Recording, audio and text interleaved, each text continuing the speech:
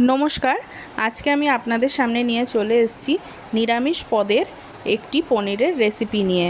তো চলুন, এখানে আমি নিয়ে নিয়েছি 300 গ্রাম মতন পনির, যেটাকে ভালো করে টুকরো করে কেটে নিচ্ছি। এবার একটা কড়াই বসিয়ে তার মধ্যে বেশ খানিকটা বাটার দিয়ে গরম করে নিলাম। বাটারটা মেল্ট হয়ে গেলে ওর মধ্যে ওই টুকরো করে রাখা পনিরগুলো দিয়ে ভালো করে উল্টে পাল্টে নেড়ে ছেড়ে ভেজে নেব। পনিরগুলোর গায়ে একটু লালচে রং ধরলেই অন্য একটি পাত্রে আমি খানিকটা গরম জল নিয়ে নিয়েছিলাম, তার মধ্যে তুলে রেখে দিচ্ছি। এবার ওই একই কড়াইতে আরও খানিকটা বাটার গরম করে দিয়ে দিলাম একটুখানি জিরে আর ফোড়নের জন্য তেজপাতা।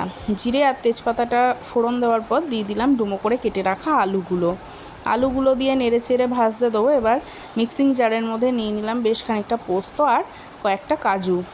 এটাকে আমি প্রথমে পেস্ট করে নেবো। এবার তারপরে দিয়ে দিচ্ছি কিশমিশ আর 2 চামচ মতন টক দই দিয়ে আবারও খুব ভালো মতন সমস্তটা একবার পেস্ট করে নিলাম। নেওয়ার পর এবার ওই মিশ্রণটা আমি আলুগুলোর মধ্যে ঢেলে দিলাম।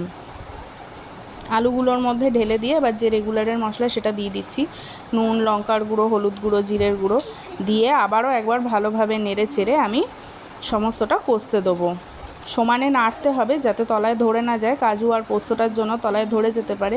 এবার দেখুন মশলাটা খুব ভালো মতন কষে গেছে, তেলও ছেড়ে দিয়েছে। এবার ওর মধ্যে দিয়ে দিলাম খানিকটা দুধটা দিয়ে আর খানিকটা দুধ আর জল দিয়ে দিলাম।